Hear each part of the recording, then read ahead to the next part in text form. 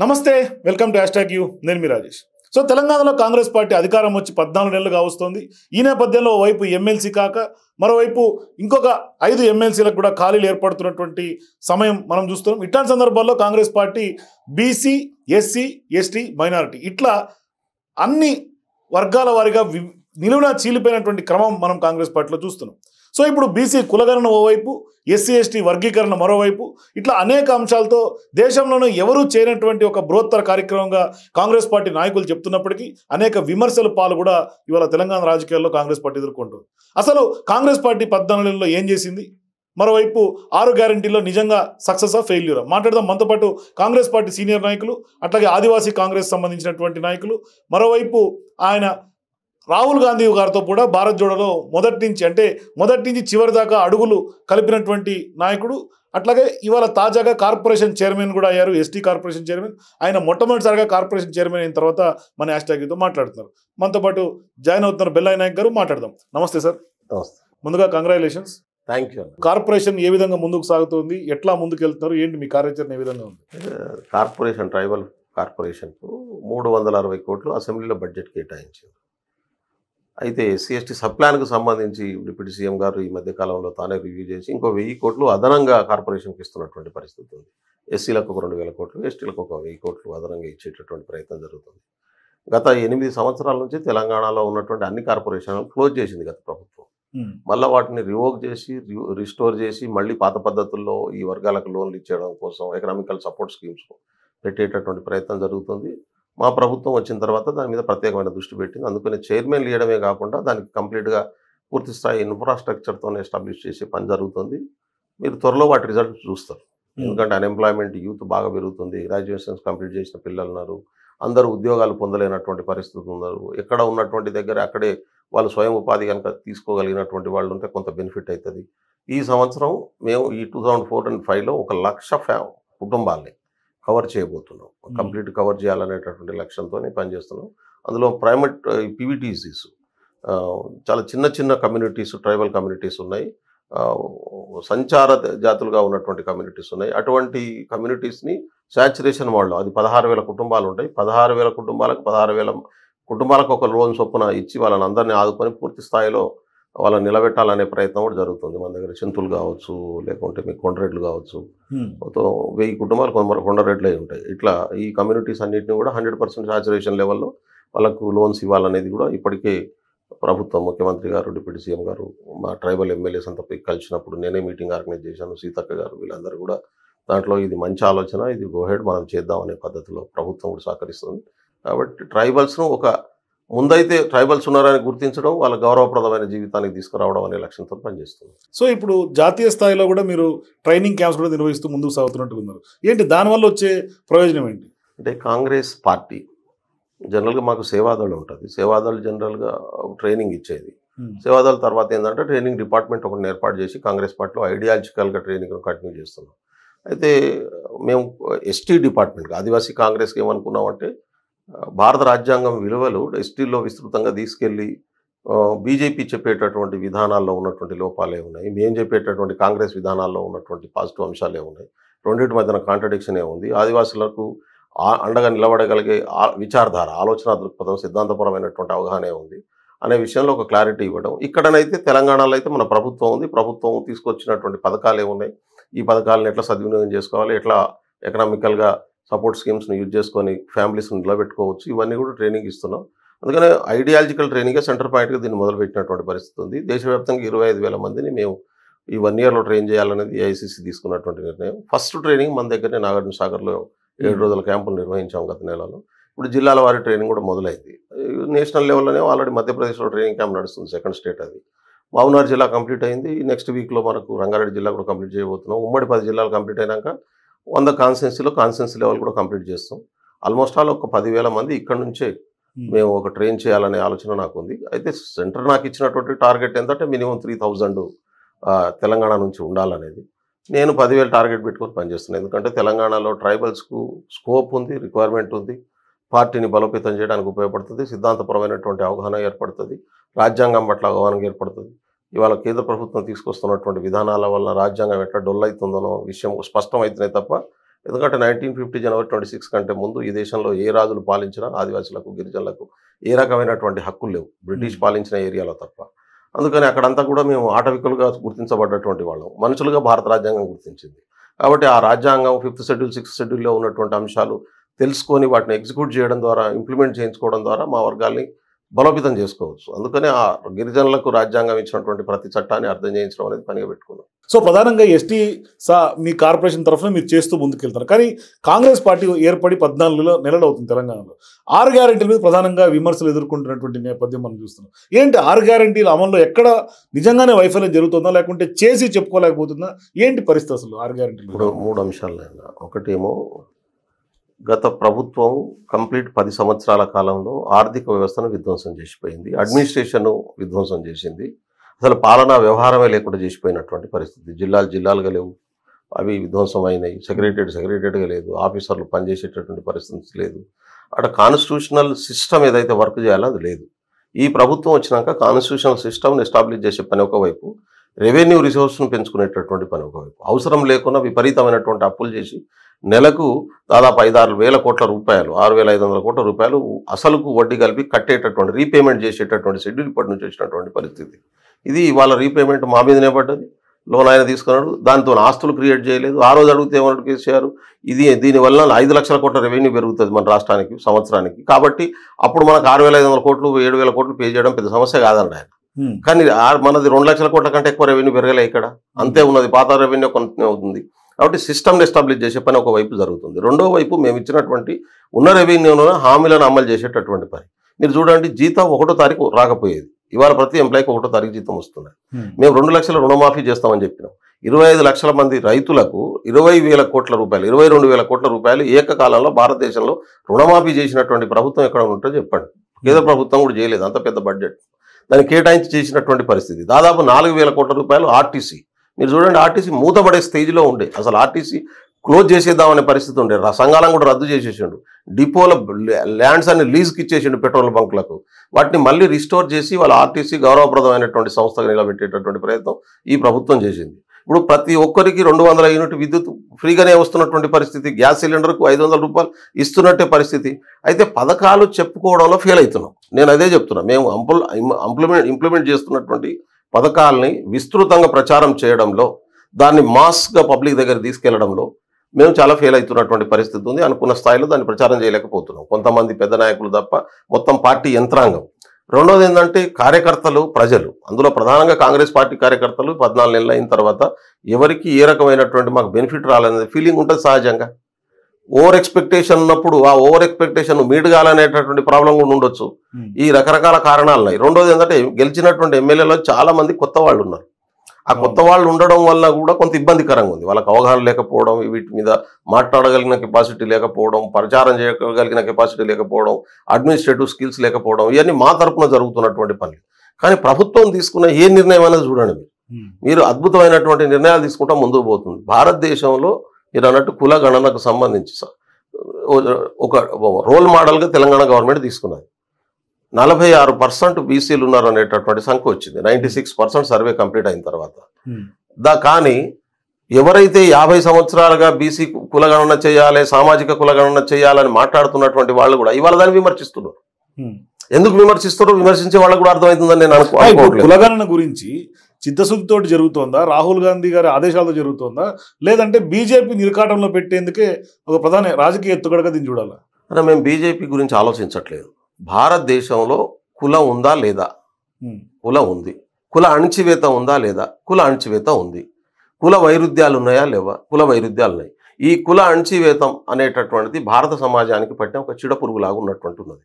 ఇది భారత సమాజం మనుషులంతా సమానంగా బతికేటటువంటి రాజ్యాంగ వ్యవస్థ ఏర్పడాలనేది మా ఆలోచన. దానికోసమే మొత్తం కులాల జనాభా, ఏ కులం జనాభా ఎంతున్నది, ఏ కులంలో ఆర్థిక స్థితిగతులు ఏమున్నాయి, ఎవరికి మనం చేయుతనిస్తే ఆ వర్గం నిలబడగలుగుతుంది. ఒకప్పుడు హయ్యర్ పొజిషన్లో ఉన్న కులం కూడా ఇవాళ ఆర్థికంగా చితికిపోయినటువంటి కులాలు మారుతున్నటువంటి పరిస్థితి ఉంది.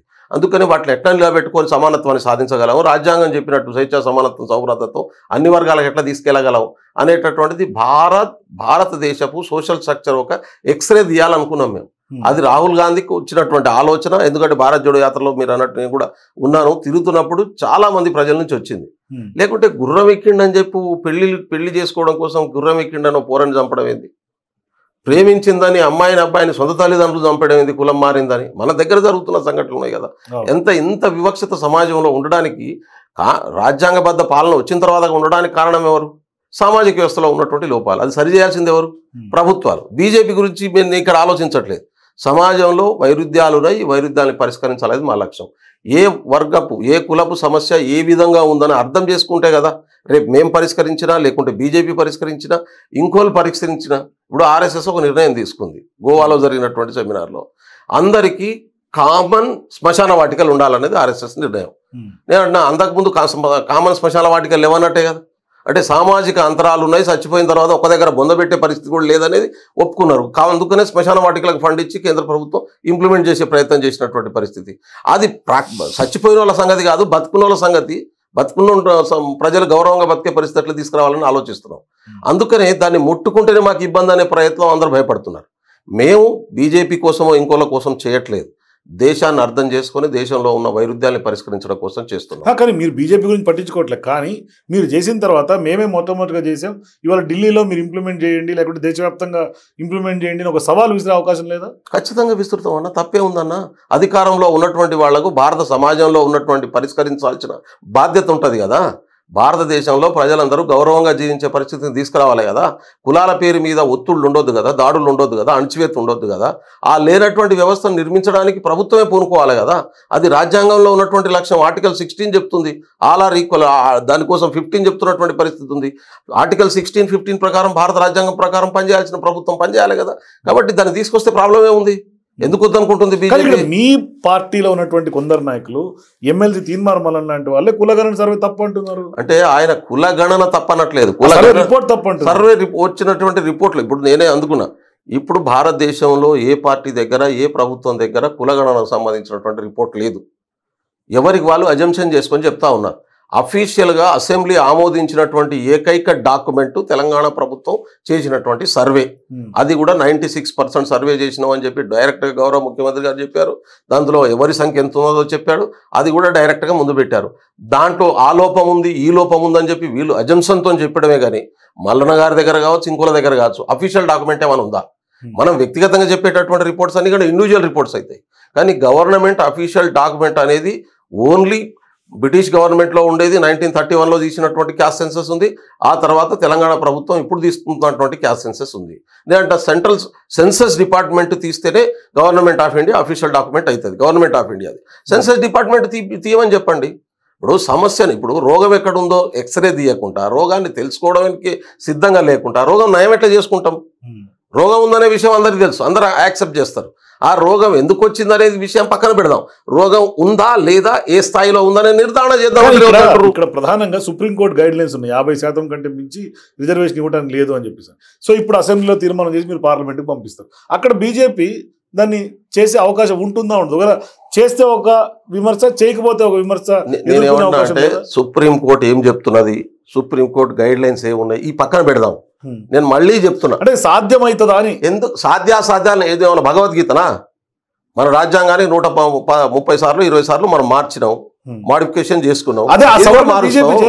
బీజేపీ చేయకుండా మేము చేస్తాం. రేపు అధికారంలోకి వచ్చినాక మేము చెప్తున్నాం కదా, బీజేపీకి చేయమని అడుగుతాం. అధికారంలో వాళ్ళు ఉన్నారు కాబట్టి, ఇగో ఇది సమస్య ఉన్నది, ఇగో ఇది మేము ఒక దగ్గర సర్వే చేసినాం, ఇగో ఈ ఇన్ఫర్మేషన్ వచ్చింది, మీరు కావాలంటే దేశమంతా సర్వే చేసి ఇన్ఫర్మేషన్ తీసుకోండి, మీకు దీంట్లో జస్టిఫికేషన్ ఉంటే మీరు ఇంప్లిమెంట్ చేయండి. మీరు వాళ్ళు చేయలేదనుకోండి, ప్రజలకు మేము చెప్తాం మేము అధికారంలోకి వస్తామని చెప్పి వచ్చేస్తామని.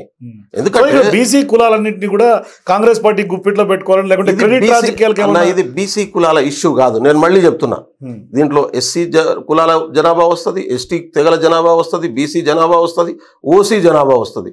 కులాల ప్రాతిపాదిక మీద ఆ కులం జనాభా ఎంత ఉన్నది, వాళ్ళ ఆర్థిక స్థితిగతులు ఏంది, అందులో ఉన్నటువంటి ఎకనామికల్ బ్యాక్వర్డ్నెస్ ఏమున్నది, ఆ ఎకనామికల్ బ్యాక్వర్డ్నెస్ను రీచ్ కావడానికి ఏం చేయాలి, కుల సామాజిక అణచివేత ఏ కులాల మీద ఉంది, కుల సామాజిక అణచివేత లేని కులాలు ఏమున్నాయి, ఈ డేటా అంతా బయటకు వస్తుంది. అంటే భారత సమాజపు సోషల్ ఎక్స్రే వస్తుంది.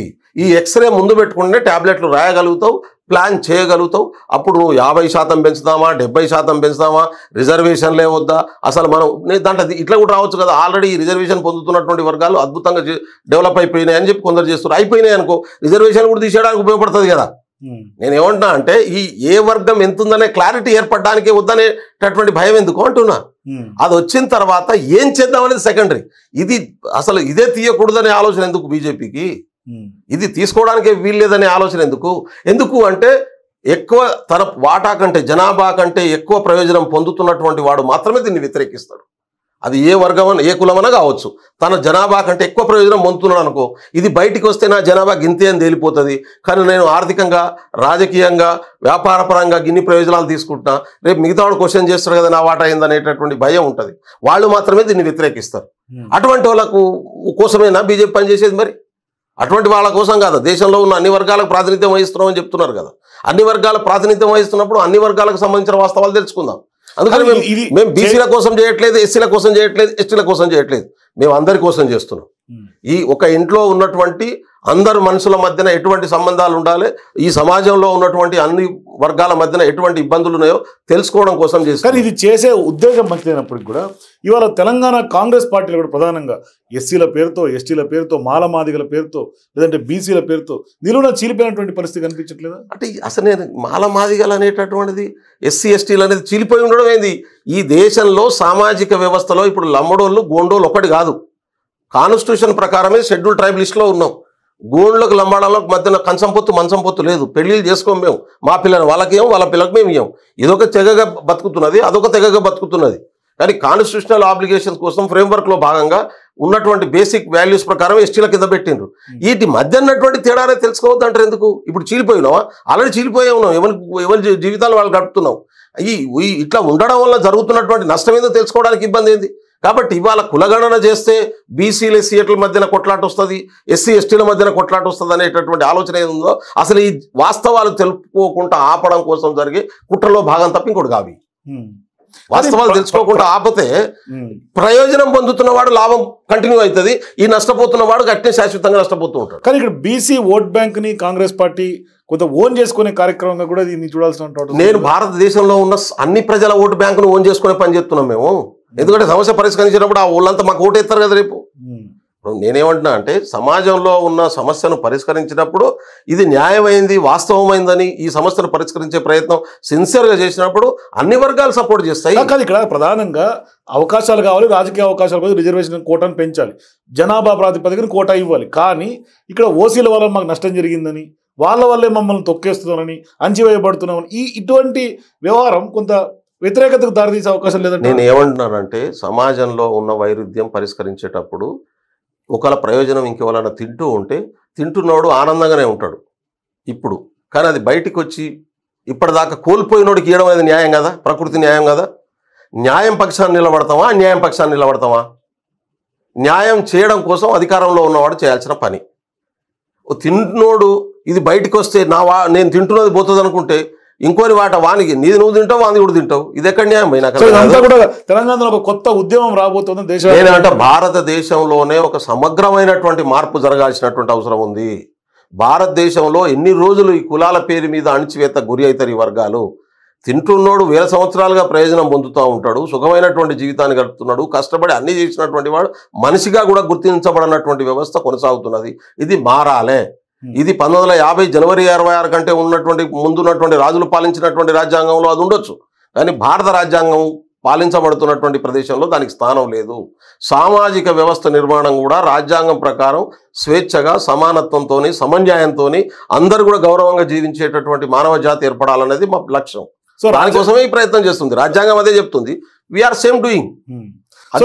తెలంగాణ రాష్ట్రంలో అధికారంలోకి వచ్చిన తర్వాత 14 నెలలు గడిచింది. ఇవాళ కాంగ్రెస్ పార్టీ ప్రభుత్వం సక్సెస్ అయిందా, ఫెయిల్యూర్ అయిందంటే బీఆర్ఎస్ పార్టీ కానీ ప్రజలు కొంతమంది చెప్తున్నటువంటి మాట ఫెయిల్ అయింది కాంగ్రెస్ పార్టీ ప్రభుత్వం అని. దీన్ని ఒప్పుకుంటారా? నేను ఒప్పుకోను దీన్ని. ఎందుకంటే కాంగ్రెస్ పార్టీ ప్రభుత్వం ఇక్కడ డెమోక్రటిక్ స్పిరిట్తోనే ఒక గవర్నమెంట్ సిస్టమ్ను, కాన్స్టిట్యూషనల్ బేస్డ్ సిస్టమ్ని ఎస్టాబ్లిష్ చేసింది. రాజ్యాంగబద్ధ పాలన ఏర్పాటు చేసే ప్రయత్నం చేస్తూ ఉన్నది. మమ్మల్ని తిట్టినా మేము ఓపికతో పనిచేసుకుంటూ పోతున్నాం. 14 నెలల్లో ఎందుకు ఓపిక తిరగబడాల్సిన అవసరం లేదా? ఎందుకు తిరగబడతాం? మాకు టైం ఉంది, ప్రజలకు సమస్యలు పరిష్కరిస్తాం, ఒకటొకటి పరిష్కరించుకుంటూ పోతున్నాం. ఇప్పుడు మొన్నటిదాకా ఎమ్మెల్యేకు కానీ, ముఖ్యమంత్రికి కానీ, మంత్రికి కానీ కలిసి మాట్లాడే పరిస్థితి లేదు. ఇవాళ ప్రతి ఎమ్మెల్యేకు, ప్రతి మంత్రికి, ప్రతి ముఖ్యమంత్రికి కలుసుకొని మాట్లాడుకునేటటువంటి ఒక వాతావరణం క్రియేట్ చేసినాం. జర్నలిస్టులు ప్రెస్ మీట్లు పెడితే బెదిరించే పరిస్థితి. ఇవాళ అట్లా ఉన్నదా? ఎవరైనా క్వశ్చన్ చేసేటటువంటి వాతావరణాన్ని కాన్స్టిట్యూషనల్ బేస్డ్ సిస్టమ్ పెట్టడం అంటే అదే. ముఖ్యమంత్రి కార్యాలయానికి పోయే అవకాశం లేదు. ఇవాళ ఎవరు అన్నా పోయి అపాయింట్మెంట్ లేకుండా కూడా పోతున్నటువంటి పరిస్థితి, మాట్లాడుతున్నటువంటి పరిస్థితి ఉంది. మీరేమో వెళ్ళి మాట్లాడుతున్నారు, కలుస్తున్నారు అంటారు, కానీ మళ్ళీ గుమ్మడి నరసయ్య ఎపిసోడ్ ఎందుకు గుమ్మడి నరసయ్య గారు 5 సార్లు ఎమ్మెల్యే అయ్యిండు, అపాయింట్మెంట్ తీసుకొని పోవాలనే విషయం ఆయనకు తెలియదా? నేను అడుగుతున్నా. గుమ్మడి బదనాం చేయడం కోసం మాట్లాడడం వేరు, సిన్సియర్గా పోవడం కోసం. ఎనీ ఎమ్మెల్యే సీఎం కనుక క్యాంప్ ఆఫీస్లో సెక్రటరియట్లో ఉంటే 3 to 5 తర్వాత ఎవరు పోయినా కలుస్తున్నాడు ఆయన. ఎనీ ఎమ్మెల్యే, ఎమ్మెల్యే సీనియర్ అక్కడ కలవకుండా ఉండే పరిస్థితే లేదు. నాడు కార్పొరేషన్ నాకు చెప్పాడు, నా ఇంకోలాస్ గురించి నేను మాట్లాడు, నాది నేను చెప్తా. నాకు మీ కాంగ్రెస్ పార్టీ గాంధీ భవన్లో మీటింగ్లో కలిస్తే ఏంది నువ్వు వస్తలేవు అన్నాడు. నేను 2 సార్లు పోతే అపాయింట్మెంట్ దొరకలే, నాకు వచ్చేసిన. అన్న 2 సార్లు వచ్చినా రాలేదు అంటే నీకెవడో ఆపుతాడు, నువ్వు కార్పొరేషన్ చైర్మన్, డైరెక్ట్ వచ్చి కలవచ్చు కదా నువ్వు అంటే. నాకు కూడా తెలియదు అటు గారే డైరెక్ట్ వెళ్ళొచ్చు అని చెప్పి. అంటే డైరెక్ట్ వెళ్ళి ఆ టైమింగ్ పెట్టుకున్నప్పుడు పోయి కలవచ్చు. నేను ఏమంటున్నా అంటే ఇది ఇష్యూ కాదు, ఆ రోజే నాకు కలవాలి, నేను పోయిన వెంటనే నాకు అపాయింట్మెంట్ ఇవ్వలేదు అనేటటువంటిది బ్లేమ్ చేయడం కోసం, బ్లేమ్ చేయడం చేసేటటువంటి ప్రయత్నం తప్ప ఇంకోటి కాదు. నేను అంటున్నా, ఎవరెవరో వచ్చి ముఖ్యమంత్రిని కలుస్తున్నారు, ఫోన్ చేయగానే కలిసిపోతున్నటువంటి పరిస్థితి ఉంది. ఆయన బయటికి వెళ్తే ఆడ ఉంటే కూడా అప్పటిదప్పుడు కలుస్తున్నటువంటి పరిస్థితి, దారిని నిలబడితే కూడా పిలిచి మాట్లాడుతున్నటువంటి పరిస్థితి ఉంటుంది. ఇదేంటంటే ఒక సెక్షను ప్రణాళికాబద్ధంగా రేవంత్ రెడ్డి అంటే ఇష్టం లేనటువంటి వాళ్ళు ఉన్నారు. వాళ్ళు ఏంటంటే ఆయనను బదనాం చేయడమే ఎజెండాగా పెట్టుకున్నారు. ఆయన ఏం పని చేసినా వాళ్ళకి నచ్చకుండానే కనబడతా ఉన్నటువంటిది. నేను అంటున్నా, గద్దర్ పేరుతో అవార్డు ప్రకటించాడు. ఏ వర్గాలు హర్షించిన ఏమన్నా చూడలేదా? చాకల ఐలమ్మ పేరుతో యూనివర్సిటీ పేరు ప్రకటించి వేరే వాళ్ళు చేయగలుగుతారా? సాధ్యమయ్యేటటువంటి పనులు ఇవన్నీ. నేను ఎవరు చేయలేనటువంటి పనులు ఇవాళ రేవంత్ రెడ్డి గారు చేస్తూ ఉన్నారు, ఈ ప్రభుత్వం చేస్తూ ఉంది, మా కాంగ్రెస్ ప్రభుత్వం చేస్తున్నటువంటి పరిస్థితి ఉంది. అయితే దాన్ని చెప్పడం శాతం కావట్లేదు, అదే సమస్య. పబ్లిసిటీ చేసుకోవడం శాతం కావట్లేదు. మిగతా వాళ్ళు ఏంటంటే 10% పని చేసి 90% ప్రచారం చేస్తారు. మేము 90% పని చేసి 10% ప్రచారం చేయడం కూడా సాధ్యమవుతుంది. చేసుకోలేకపోతున్నాం. అసలు ఆ విధానం కాదు. మాకు ఎట్లేదంటే నడుస్తున్నాం కదా, పని చేస్తున్నాం కదా, ప్రజలు అదే గుర్తిస్తారులే అనేటటువంటి విధానంతో ఉన్నది. ఇప్పుడు ఫస్ట్ 6 నెలలు బాగా టార్గెట్ చేశారు. 6 నెలల్లో 4 నెలలు ఎన్నికలకినే పోయినాయి. ఇప్పుడు ఈ 14 నెలల్లో మీరు అన్నట్టు 4 నెలలు ఎన్నికలు పోయినాయి. ఈ 4 నెలల్లో మేము 10 నెలలు పాలించినాం ఒక రకంగా. 10 నెలల్లో ఎన్ని పనులు చేసినామో చూడండి మీరు. అద్భుతమైనటువంటి నిర్ణయాలు తీసుకుంటున్నటువంటి పరిస్థితి. అయితే ఈ నిర్ణయాల ఫలితాలు మీకు ఎగ్జిక్యూట్ కావడానికి కొంత టైం పడుతుంది, వాటి ఫలితాలు రావడానికి కొన్ని టైం పడుతుంది. నెక్స్ట్ ఇయర్ వరకు చూడండి ఎట్లుంటుందో పరిస్థితి. నేను చెప్తున్నా కదా, ఇంకో 6 నెలలు 1 ఇయర్లో ఎటువంటి వాతావరణం క్రియేట్ అవుతుంది. ఎవడు ఏం చేయలేడు, పని చేసేటోని ఎవడు ఆపలేడు. ఎవరితోని కాదు, ఎంత బదనాం చేయని, ఎన్ని మీడియాలు పెట్టుకొని, ఎన్ని రకాల ఆర్గనైజేషన్స్ వచ్చి బదనాం చేయాలనే లక్ష్యంతో పనిచేయండి. సిన్సియర్గా ఈ ప్రభుత్వం, ముఖ్యమంత్రి కానీ, డిప్యూటీ సీఎం కానీ, మిగతా మంత్రులు కానీ సిన్సియర్గా పనిచేస్తున్నారు. మొన్నట్లో ఏమనుకున్నారు, కాంగ్రెస్ పార్టీలో ఐక్యత ఎక్కడిది, వీళ్ళు ఎక్కడ కలిసి పనిచేస్తారు, వీళ్ళు ఒకరినొకరు తిట్టుకుంటాడు, 3 రోజుల్లో బంద్ అయిపోతుంది అనుకున్నారు ఈ పార్టీని. ఒక్క క్యాబినెట్ మంత్రాన్ని ఒకరికొకరు వ్యతిరేకంగా మాట్లాడుతున్నటువంటి స్థితి ఉందా? ఇంత సమన్వయం చేయడం చేతో పనిచేసినటువంటి విధానం ఎప్పుడైనా చూసినా మీరు? రాజశేఖర పేరులో కూడా జరగలేదు ఇట్లా. సో పొరపచ్చలు అస్సలు లేవంటారు ఎక్కడ కూడా. పొరపచ్చలు, అభిప్రాయ భేదాలు ఉన్నాయి, పొరపచ్చలు ఉన్నాయని నేను అనుకోను. అభిప్రాయ భేదాలు, మనుషులు అంటే అభిప్రాయ భేదాలు లేకుంటే మనిషే కాదు. అభిప్రాయం లేని మనిషి ఎట్లయితాడు? ఇప్పుడు ఒకరికొక జ్ఞానం. పొరపచ్చలను అభిప్రాయ భేదాల పేరుతో కొంత మసిబూస్తున్నారా? అంటే లేదన్న, నేను చాలా స్పష్టంగా చెప్తున్నా. మీకు అభిప్రాయం ఉంటుంది ఒక సమస్య మీద, నాకు అభిప్రాయం ఉంటుంది. మనం ఇద్దరం చర్చించుకుంటే ఆ అభిప్రాయాల్లో క్లారిటీ వస్తుంది, డిఫరెన్స్ ఉంటుంది. కానీ మీ పట్ల అకారణమైన ద్వేషాన్ని, నా పట్ల మీరు అకారణమైన ద్వేషాన్ని కలిగి ఉండడం అనేటటువంటిది, అది మీరు నాకు చెప్పరు, నేను మీకు చెప్పను, కానీ అది కనబడకుంటేనే పనిచేస్తుంటుంది. అప్పుడు వాదులాట జరుగుతుంది, మన దగ్గర చర్చ ఉండదు మన మధ్యన. కాంగ్రెస్ పార్టీలో అటువంటి విధానం లేదు. కాంగ్రెస్ పార్టీలో వాళ్ళ అభిప్రాయాలు వాళ్ళకు ఉంటాయి, కూర్చొని మాట్లాడుకొని చర్చించుకుంటూ నిర్ణయం తీసుకున్నాక కలిసి ముందుకు పోతారు. ఇది Congress party internal democratic system. అది పార్టీ యునానిమిటీ కోసం ప్రయత్నం చేస్తుంది, మీరు గుర్తుపెట్టుకోవాలి. అంటే దాంట్లో ఇద్దరు వ్యతిరేకంగా మాట్లాడినా మళ్ళీ పోస్ట్పోన్ చేసి అట్లా 10 సార్లు కూర్చొని యునానిమిటీ కోసం ప్రయత్నం చేసే కల్చర్ కాంగ్రెస్లో ఉంటుంది. అంటే ట్రూ డెమోక్రటిక్ స్పిరిట్, నిజమైనటువంటి ప్రజాస్వామ్య చర్చల వాతావరణం నేను ఇంటర్నల్గా చూస్తున్నా కదా పార్టీలో ఎట్లుంటుందో జరుగుతుంది కాంగ్రెస్ పార్టీలో. దానివల్ల కొన్నిసార్లు కలిసి నిర్ణయం తీసుకున్న వల్ల కొందరికి ఇబ్బంది ఉండొచ్చు, కొంత నష్టం జరగవచ్చు. అయినా ఒకసారి కలిసి నిర్ణయం తీసుకున్న తర్వాత దాని ప్రకారం ముందుకు పోతాం. అందుకనే ఇక్కడ అభిప్రాయ భేదాలే తప్ప గ్రూపులు కావు, ఒకనొకరు అనుకునే ప్రోగ్రాం ఉండదు కాంగ్రెస్లో. సో మరి ఇప్పుడు ప్రధానంగా కాంగ్రెస్ పార్టీ ఉప ఎన్నికలు సిద్ధం. ఎందుకంటే బీఆర్ఎస్ బీజేపీ ఉప ఎన్నికలు వచ్చేస్తాయి 10 నియోజకవర్గాలు. ఫిరాయింపు ఎమ్మెల్యేల్లో కూడా ఇవాళ ఒక టెన్షన్ వాతావరణం నెలకొంది. సుప్రీంకోర్టు తీర్పు నెక్స్ట్ మార్చి మొదటి వారంలో వాయిదా పడినటువంటి క్రమంలో ఉప ఎన్నికలు వచ్చే సంకేతాలు ఏమైనా కనిపిస్తున్నాయా? రాజేష్ గారు, మీకు తెలియదు ఏం లేదు. లొట్టపిట్టలు రాలి పడతాయని ఒంటి నడుస్తా అంటే నక్కలు తిరుగుతుంటాయట. ఆ లొట్టపిట్టలు రాలి పడవు, ఆ నక్కలకు ఆహారం దొరకదు. ఇది కూడా అంతే. ఇప్పుడు ఉప ఎన్నికలు వస్తాయా రావా అనేటటువంటిది ఒక కేసు, ఎమ్మెల్యేలు ఫిరాయింపు చేసిరని ఇచ్చిండ్రు, స్పీకర్ దగ్గర ఉన్నది. అన్ని ఏ రకమైనటువంటి చూసినా ఇప్పుడున్న రాజ్యాంగం ప్రకారం దానికి అంతిమ నిర్ణయం స్పీకర్ గారు తీసుకోవాలి. ఆయన తీసుకున్న దాని ప్రకారం నిర్ణయం ఉంటుంది. ఆయన ఎప్పుడు తీసుకుంటాడు అనేది వేచి చూడాలి. నేనైతే ఉప ఎన్నికలు వస్తాయని అనుకోవట్లేదు. ఎన్నికలు ఎప్పుడు వచ్చినా అది ఎమ్మెల్సీ అయినా ఎంపీ అయినా ఏదైనా కాంగ్రెస్ పార్టీ చెప్పే మాట బీఆర్ఎస్ బీజేపీ రెండో ఒకటే అని. తాజాగా రేవంత్ రెడ్డి వ్యాఖ్యలు కూడా అదే ఉన్నాయి. బీజేపీ లైన్ క్లియర్ చేస్తే కేటీఆర్ అరెస్ట్ చేస్తారు. ఇప్పుడు మేము పార్లమెంట్ ఎన్నికలప్పుడు చెప్పినాం బీజేపీ బీఆర్ఎస్ ఒకటే అని. బీఆర్ఎస్ పార్టీ దగ్గరుండి తన ఓటు బ్యాంక్ అంతా బీజేపీకి షిఫ్ట్ చేయించడం వల్లే కదా 8 సీట్లు వచ్చినాయి. మనం ఆ రోజు కూడా చెప్పిన ట్రయాంగిల్ ఫైట్ జరిగి ఉంటే 14 సీట్లు మేము గెలిచేటోళ్ళం, 14 సీట్లు గెలిచేటోళ్ళం. ఇవాళ మేము 8 సీట్లు గెలిచి బీజేపీ 8 సీట్లు గెలవడానికి వచ్చినటువంటి కారణం ఏంది? బీజేపీ ఓటు బ్యాంకుకు బీఆర్ఎస్ తన ఓటు బ్యాంక్ అంతా షిఫ్ట్ చేయడం వల్ల 8 సీట్లకు వచ్చింది. అది సో ఇప్పుడు ఎమ్మెల్సీ ఎన్నికలు కూడా ఇప్పుడు అదే ప్రయత్నం చేస్తారు వాళ్ళు. అయితే అప్పటికి కొంతమంది నమ్మలేదు కాంగ్రెస్ చెప్పినటువంటి వాస్తవాలు. ఇప్పుడు పూర్తిగా నమ్మి ఇవాళ బీజేపీకి ఓట్లు వేసేటటువంటి పరిస్థితి ఉంటుందని నేను అనుకోను. బీఆర్ఎస్ కార్యకర్తలు కూడా ఇవాళ డెమోక్రటిక్గా ఆలోచించేటటువంటి వాళ్ళు, ఉద్యమాల గురించి ఆలోచించేటటువంటి వాళ్ళు కాంగ్రెస్కి వేస్తారు తప్ప బీజేపీకి ఇచ్చే ఛాన్స్ లేదు. పైన నాయకత్వం ఏ ఉద్దేశంతో ఉన్నా కింద క్యాడర్ ఆ పద్ధతిలో పోతుందని నేను అనుకోవట్లేదు. సో ఇప్పుడు ఎమ్మెల్సీ ఎన్నికలు, గ్రాడ్యుయేట్ ఎమ్మెల్సీ ఎన్నికలు కాకరేపుతున్నాయి. మరోవైపు కొత్తగా ఇంకొక 5 ఎమ్మెల్సీ స్థానాలకు కూడా కొంత రాబోతోంది, నోటిఫికేషన్ రాబోతుంది. పెద్ద ఎత్తున యాస్పిరెంట్స్ లిస్ట్ కాంగ్రెస్ పార్టీలో ఎక్కువ. ఎస్టీ జాబితా, మహిళా కోట, ఎస్సీ జాబితా, బీసీ, ఇన్ని ఎట్లా న్యాయం జరుగుతుంది? ఎవరెవరికి దక్కుతాయి అసలు? అంటే పార్టీ కోసం పనిచేసేటటువంటి, అంటే ఇక అదే అంటున్నాను, భారత సమాజంలో ఉన్నటువంటి సామాజిక వర్గాలన్నింటినీ కూడా గుర్తించి గౌరవించి వాళ్ళని రెస్పెక్ట్ చేసే కల్చరు ఒక్క కాంగ్రెస్లో తప్ప ఇంకెక్కడ లేదు. మిగతా పార్టీలు అట్లా చేయదు, అంత ఆధిపత్య ధోరణితోనే ఉంటారు. కానీ అన్ని వర్గాలను గుర్తించడము, గౌరవించడం, అదేవిధంగా దాంట్లో ఉన్నటువంటి అన్ని వర్గాలను సముచితమైనటువంటి స్థానం కల్పించడం, రిప్రజెంటేటివ్ డెమోక్రసీ అనేటటువంటి విధానాన్ని 100% అమలు చేయడం ఓన్లీ కాంగ్రెస్ వల్ల మాత్రమే సాధ్యమవుతుంది. అందుకనే ఇవాళ ఆస్పిరెన్స్ లిస్ట్ కూడా దాని ప్రకారమే ఉంటుంది. ఎస్టీల నుంచి ఉంటుంది, ఎస్సీల నుంచి ఉంటుంది, బీసీల నుంచి ఉంటుంది, మహిళల నుంచి ఉంటుంది. ఇవాళ కొందరికి అవకాశం రావచ్చు, కొందరికి నెక్స్ట్ ఫేజ్లో రావచ్చు. ఇప్పుడు మీరు అన్నట్టు తర్వాత ఇంకా నామినేటెడ్ పొజిషన్స్ చాలా ఖాళీ ఉన్నట్టున్నాయి.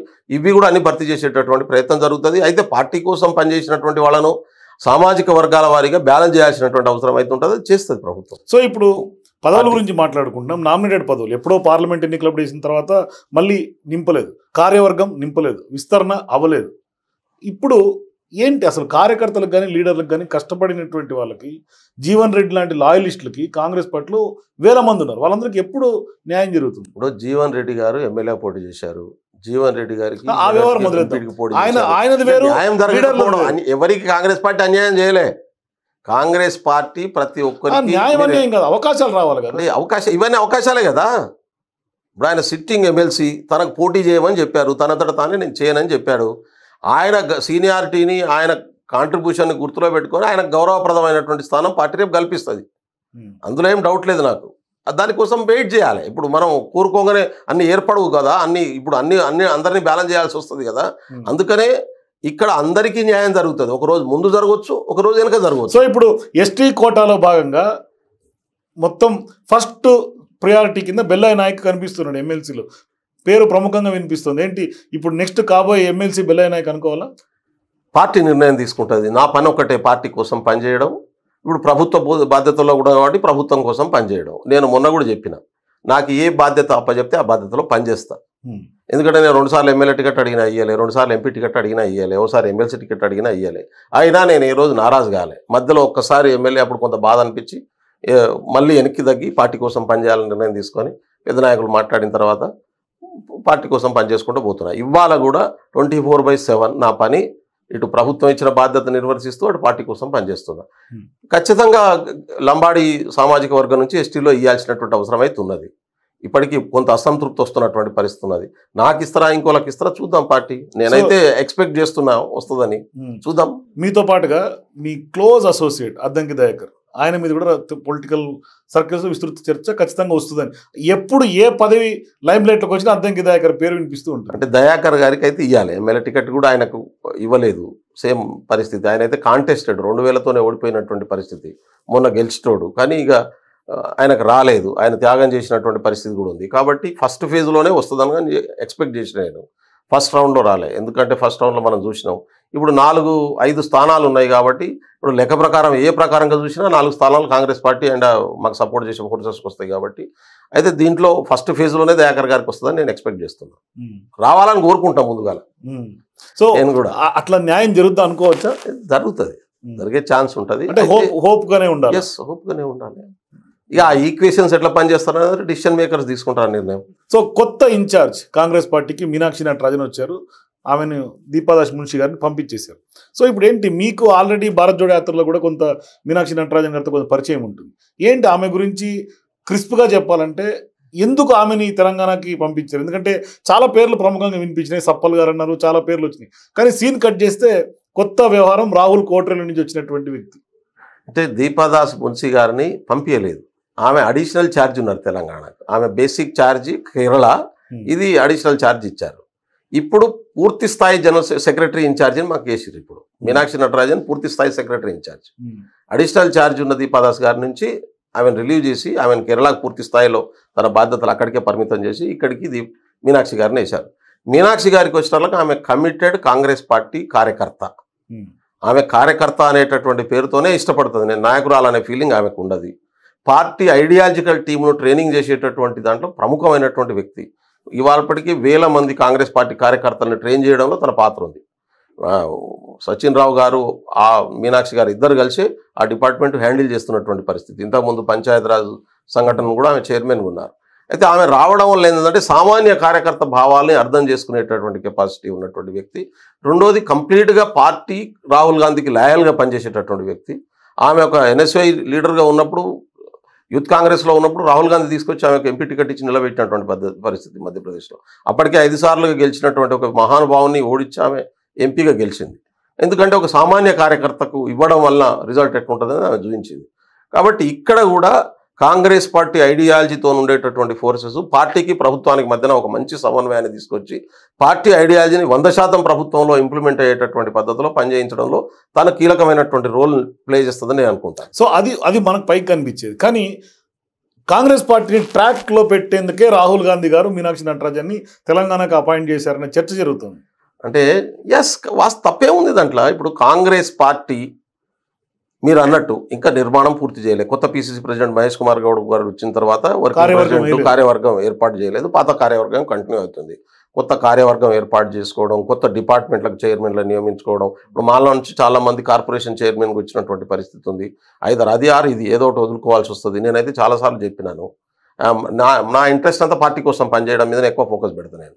ఎందుకంటే రాహుల్ గాంధీని ప్రధానమంత్రి చేయాలనేది మా లక్ష్యం. రాహుల్ గాంధీ ప్రధానమంత్రి కావాలంటే పార్టీ బలోపేతం కావాలి, దేశవ్యాప్తంగా పార్టీ గెలవాలి. అందుకనే దేశవ్యాప్తంగా ఇవాళ పనిచేయడం వెనుక ఉద్దేశం కూడా అదే.